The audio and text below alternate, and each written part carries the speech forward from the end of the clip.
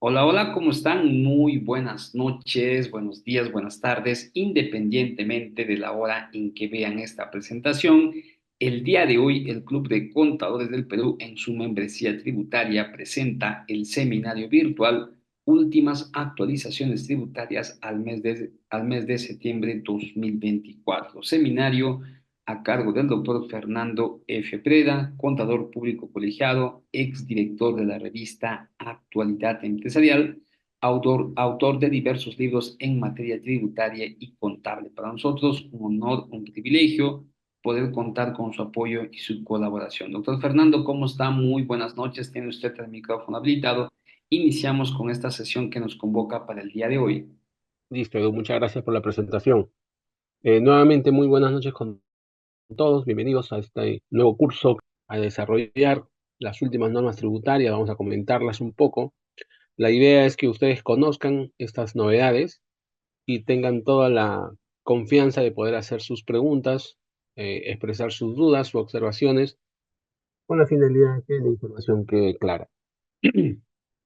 En las últimas semanas se han publicado diversas normas tributarias a las que estamos agregando algunas opiniones de SUNAT que son muy interesantes y que se han publicado últimamente y que es bueno conocerlos porque eso nos permite tener las herramientas para poder desarrollar nuestro trabajo contable como también de asesoría a nuestros clientes. Entonces hoy día vamos a comentar todas estas normas eh, y nada, vamos a empezar. Por favor, con toda la confianza del mundo, pueden expresar sus preguntas a través del audio o a través del chat, que yo encantado estaré de poder responderles sin ningún tipo de restricción. Bueno, vamos a empezar entonces. Vamos a empezar con esta norma, que es la Ley 32089, que se publicó en julio del 2024, hace 2 meses, poco más. Eh, A través de esta ley se delegó en el Poder Ejecutivo la facultad de legislar, entre otras materias, en materia tributaria. Ustedes se acordarán que el Poder Ejecutivo pidió facultades para poder emitir normativa con rango de ley y modificar ciertos aspectos de la legislación nacional. Tenemos facultades para legislar en materia administrativa, tenemos facultades para legislar en materia de seguridad, entre otras materias, ¿no? Y dentro de ellas está también la materia tributaria. Precisamente el numeral 2.7 del artículo 2 de esta ley establece los temas tributarios, detalla los temas tributarios que pueden ser materia de legislar. Vamos a hacer un breve repaso de todas estas normas como un tema introductorio para ver qué es lo que se viene, qué es lo que se ha aprobado y qué es lo que está pendiente. Perfecto. A ver, el primer punto, el numeral 2.7.1 del artículo 2 de la ley 32089 señalaba que el Congreso de la República le otorgaba facultad de legislar en materia tributaria al Poder Ejecutivo a fin de regular la tributación de los modelos de negocios basados en la economía digital.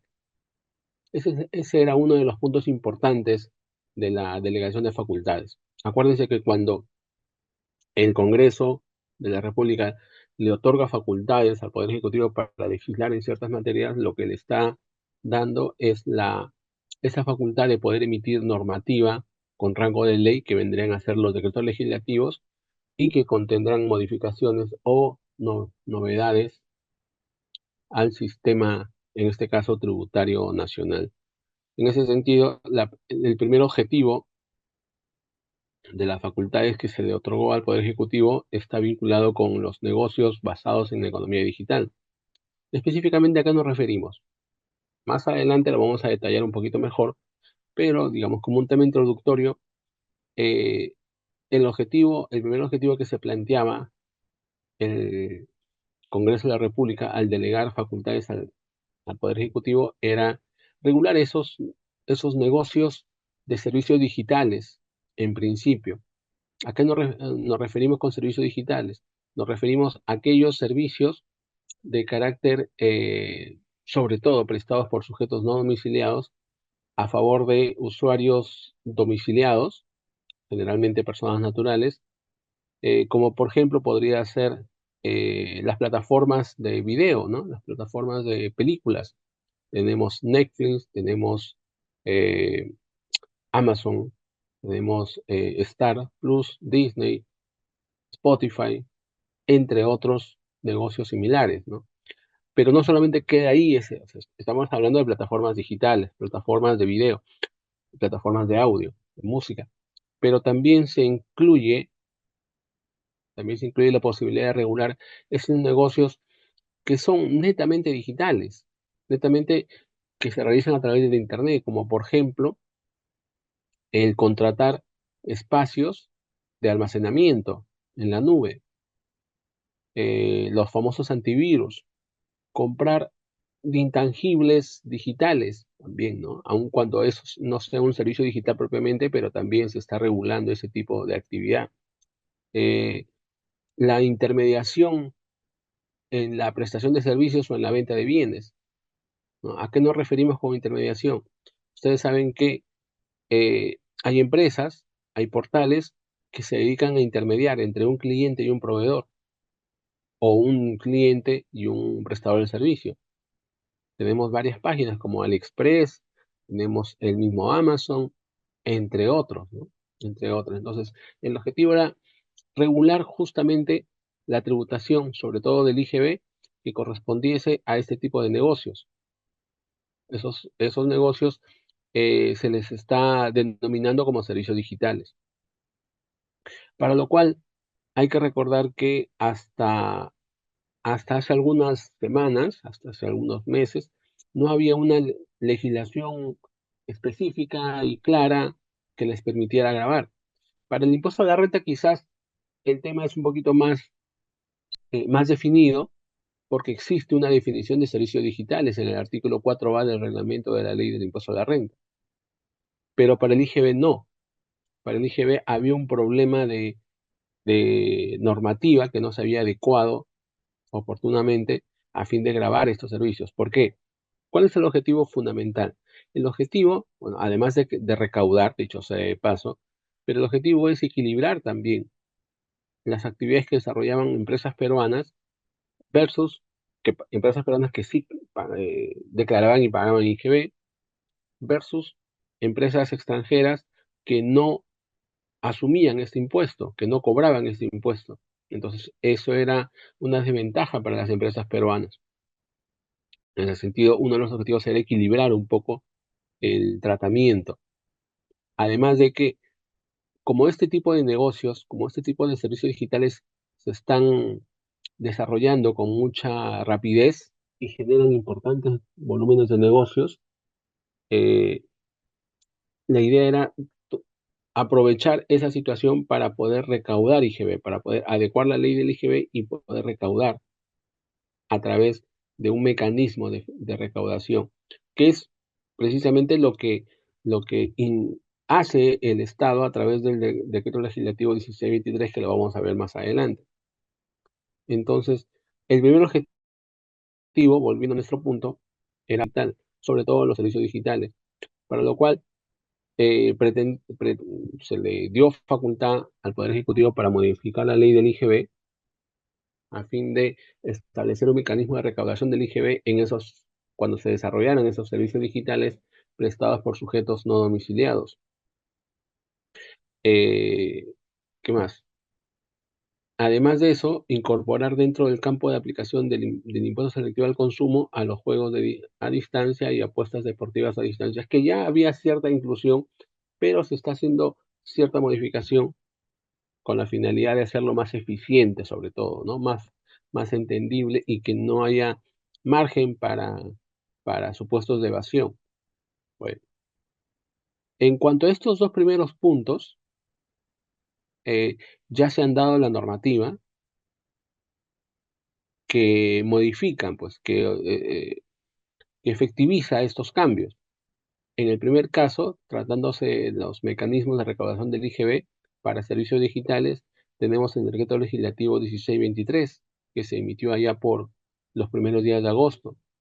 Y en el caso de la eh, incorporar dentro del de ámbito de aplicación del impuesto selectivo al consumo los juegos a distancia y apuestas deportivas a distancia, tenemos el decreto legislativo 1644, que justamente modifica esta, este ámbito de aplicación del impuesto selectivo al consumo a esta actividad, pero también, también modifica la ley 31557, ley que regula la explotación de los juegos a distancia y apuestas deportivas a distancia, que es un negocio que cada día genera más adeptos, ¿no?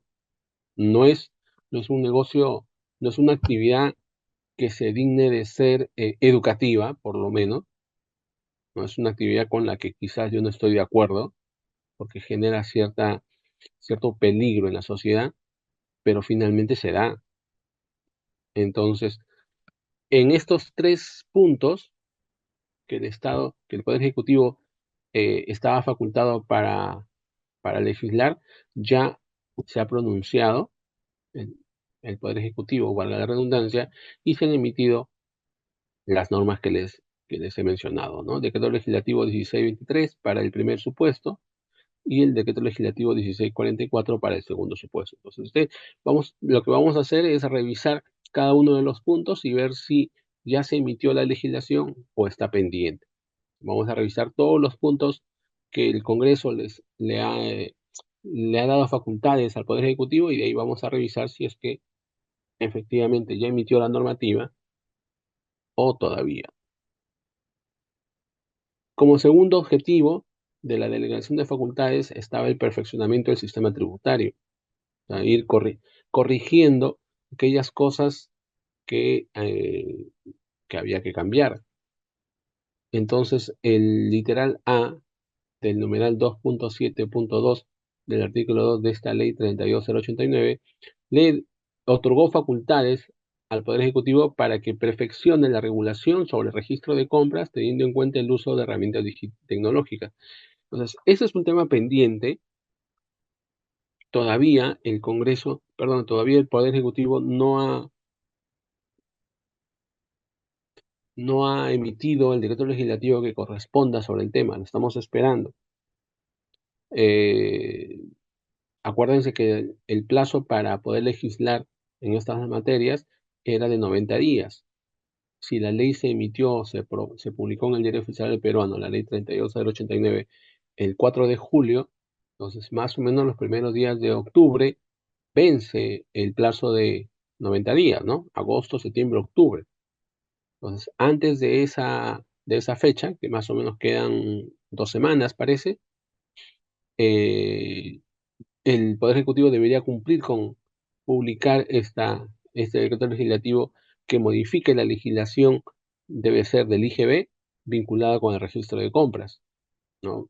Seguro que va a establecer algunas formalidades a propósito de que ya se lleva a través del CIRE, ¿no? A través del famoso CIRE, que es un sistema con el que cada día nos enfrentamos pues a un problema que no corresponde al contribuyente, es un problema que le corresponde a la administración tributaria, ¿no? Porque todavía no ha perfeccionado ese sistema. Bueno, siguiendo con el tema del profesionamiento tributario, eh, otra de las facultades que el Congreso le había dado al Poder Ejecutivo para legislar en materia tributaria estaba vinculada con establecer la obligatoriedad de todas las entidades del Poder Ejecutivo a aplicar la metodología de determinación de costos de los procedimientos administrativos y servicios prestados en exclusividad. Esta facultad ya ha sido desarrollada a través del decreto legislativo 1647. ¿Cuál es el punto en concreto? Que las entidades del Poder Ejecutivo, cuando determinen en sus TUPAs el valor de las tasas administrativas que deben cobrar a los usuarios por la realización de ciertos trámites administrativos, deben hacerlo, esos valores que cobren, deben hacerlo en función de los costos de esos procedimientos administrativos. O sea, a ellos ellos, mejor dicho, no deben establecer los valores a cobrar en función de lo que consideren necesario, ¿no? Sino en función de los costos efectivos que represente prestar esos servicios o procedimientos administrativos. Entonces, les está obligando a que todos ellos, todas estas entidades del Poder Ejecutivo, que pueden ser ministerios, pueden ser algunas instituciones dependientes de algún ministerio, eh, establezcan sus costos. ¿Cuánto le cuesta realizar tal procedimiento administrativo? ¿Cuánto le cuesta prestar determinado servicio? Y en función de esos costos cobrarán, ni más ni menos. Es algo muy similar a lo que ocurre con los arbitrios municipales, que seguro muchos de ustedes han leído o han podido observar en algún momento. Los arbitrios municipales que cobran, valga la redundancia, las municipalidades, tienen un valor que está en función de los costos a incurrir por esos servicios. Entonces, si mi servicio de, vamos a llamarle limpieza, por ejemplo, me cuesta 100, yo no puedo cobrar más de 100 a los contribuyentes, a los vecinos del distrito, pero para eso yo tengo que tener debidamente demostrado esos costos de 100. Entonces, es lo que se pretende hacer también con las entidades del Poder Ejecutivo. No es una norma que quizás afecte a una empresa de forma directa, pero sí le va a afectar de forma indirecta, ¿no? Porque cuando vaya a hacer un trámite a una entidad del Poder Ejecutivo, pues esos valores que pague por la prestación de ese servicio o por el procedimiento administrativo en sí deben estar de acuerdo a sus costos. ¿Ok? Entonces, eso es parte del profesionamiento tributario que se pretende. De ahí que tenemos una norma ya aprobada, ya emitida, el decreto legislativo 1647, como les comenté, en el caso de la obligatoriedad de aplicar la metodología de costos en las entidades del Poder Ejecutivo, eh, pero lo del registro de compras todavía está pendiente, ¿no? Todavía está pendiente. Por lo menos hasta el día de hoy está pendiente. Tenemos un par de semanas para que se emite esa nueva norma. El punto C de este numeral 2.72 también establece la posibilidad de modificar el artículo 98 del Código Tributario, ¿no? Que está vinculado a la composición del Tribunal Fiscal. Esta norma también está pendiente. Claro, la idea es agilizar un poco el comportamiento, la actuación del Tribunal Fiscal.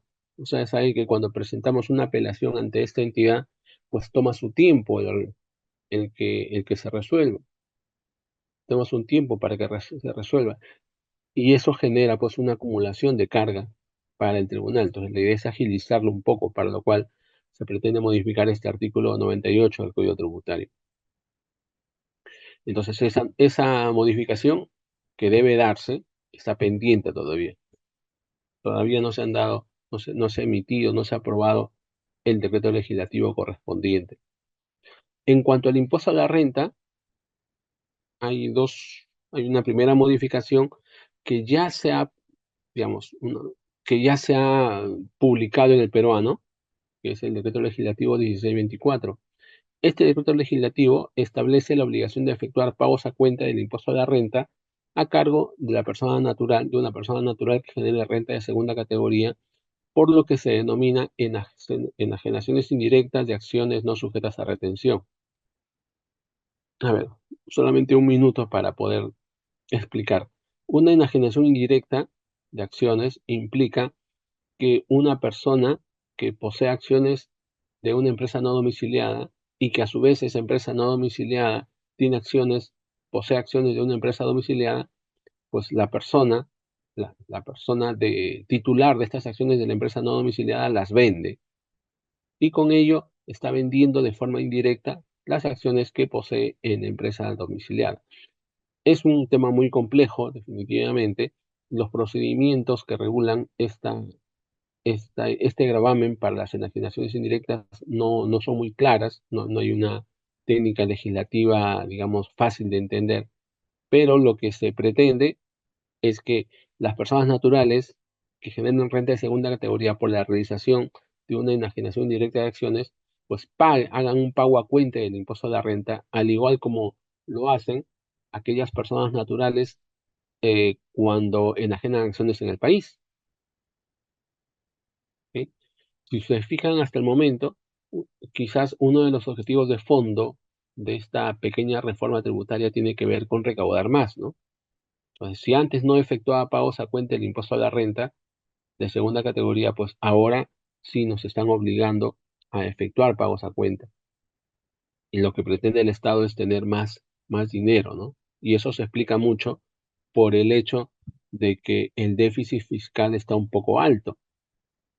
La idea es ir bajándolo poco a poco y para lo cual deberían generarse más ingresos, ¿no? Incluso la administración tributaria también ha tenido eh, periodos de recaudación en donde eh, esta ha disminuido en comparación con años anteriores. Entonces, lo que está buscando el Poder Ejecutivo es precisamente eso, ¿no? Tener mayor recaudación para poder tener más ingresos y cubrir esos huecos de fondos que tiene el presupuesto. Bueno, entonces ese es el primer punto para el impuesto a la renta, pero también,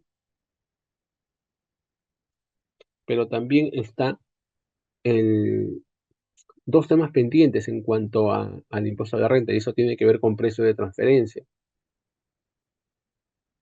Eh, Se intenta modificar un poco la estructura de las normas que regulan los precios de transferencia a efectos de darle quizás mayor seguridad tanto al contribuyente como a la administración tributaria.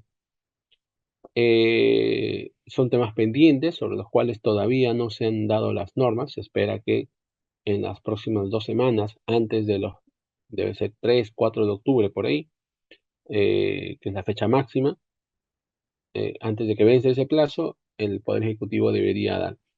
Pero voy a ir directamente a un punto que ha generado cierta controversia, ¿no? Bueno, más que controversia, cierta inquietud por parte de los contribuyentes, y es el punto F que ustedes tienen en pantalla, que es la facultad de aprobar un fraccionamiento especial para deudas administradas por la SUNAT que constituyan ingresos del Tesoro Público exigibles hasta el 31 de diciembre de 2023. Esto a fin de incentivar el pago de las deudas mediante el otorgamiento de un bono de descuento. Bueno, esta facultad también ha sido desarrollada en, a finales de agosto. ¿Dónde está esto? A finales de agosto, el 30 de agosto para ser más exactos, se aprobó el decreto legislativo 1634 que estableció un fraccionamiento especial. Este fraccionamiento especial eh, in- tiene ciertas características, ¿no? No es un fraccionamiento que incluye todas las deudas, no. Para que las deudas se incluyan dentro de este beneficio, pues tienen que cumplir con ciertas condiciones, que la vamos a ver más adelante. La idea, según la exposición de motivos del decreto legislativo 1634, es que los, los contribuyentes que tengan deudas, pues puedan fraccionar y eso genere un ingreso al Estado, ¿no? Nuevamente está el punto de la recaudación, nuevamente está en el tintero el tema del déficit fiscal. Entonces, si el Estado obtiene cierta recuperación de la deuda que está pendiente, que está en impugnación, que está en reclamación o apelación, o está con órdenes de pago, resolución de determinación, entre otros, entonces el Estado podría recaudar más dinero. Ahora, ¿cuál es la ventaja? Una de las ventajas de este régimen de fraccionamiento especial es que va a generar un bono de descuento, pero no de la deuda principal, no del tributo, sino respecto de las multas e intereses. Esos bonos de descuento pueden llegar incluso al 100% de descuento, ¿no? Todo dependiendo del nivel de la deuda, del rango de la deuda y también dependiendo de la modalidad de acogimiento a este fraccionamiento. Hay tres modalidades: una modalidad al contado, una modalidad sumaria y una modalidad a fraccionamiento en sí. ¿Cuál es el problema con este tema del fraccionamiento? Bueno, o sea, ¿cuál es el panorama actual? O sea, tenemos la ley, el decreto legislativo 1634, pero falta un decreto supremo que reglamente el beneficio. Toda, y ese decreto supremo todavía no se ha publicado al día de hoy. Y también necesitamos una resolución de SUNAT que establezca las normas